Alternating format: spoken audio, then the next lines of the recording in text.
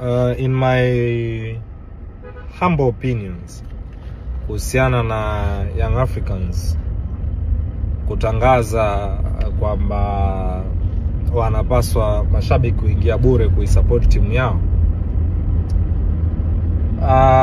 nadhani kitu ambacho wanakihitaji sana kwa sasa, kwa nyakati walizopo, hawapo kwenye nyakati nzuri. Tusije tukasema tu kwa Mkapa hatoki mtu, lakini lazima wanahitaji sauti ya mashabiki na wanachama wao kuelekea uwanjani. Yanga wako vibaya, hawapo katika hali nzuri kwa haya matokeo yaliyopo na aina ya timu ambayo wanacheza nayo.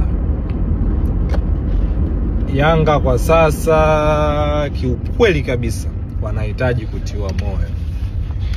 Yaani unapoizungumzia Yanga kwa sasa hivi, unapaswa kutoa kauli za kama mgonjwa anayekaribia kufa.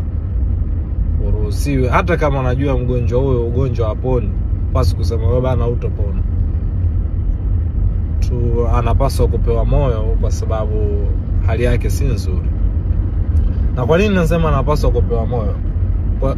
Ingekuwa bure, Simba wanapaswa kuingia bure, wangejaza tu uwanja, kwa sababu ni utamaduni wa mashabiki wengi wa Simba kwenda uwanjani. Lakini Yanga utamaduni wa kwenda uwanjani mashabiki wao hawana.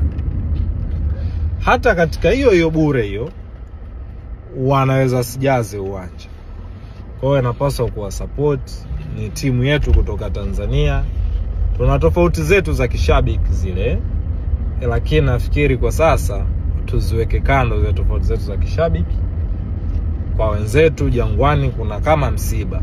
Kwa hiyo msiba ukitokea, si vizuri kwenda kusema marehemu bana alikuwa muhuni, hata kama unafahamu marehemu alikufa kwa ukimwi.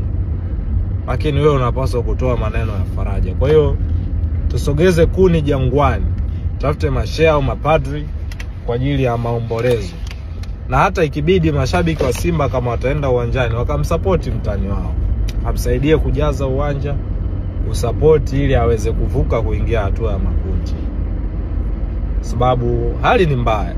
Chuma moja mpira wa Afrika huu bana si mwepesi, una siasa zake nyingi sana.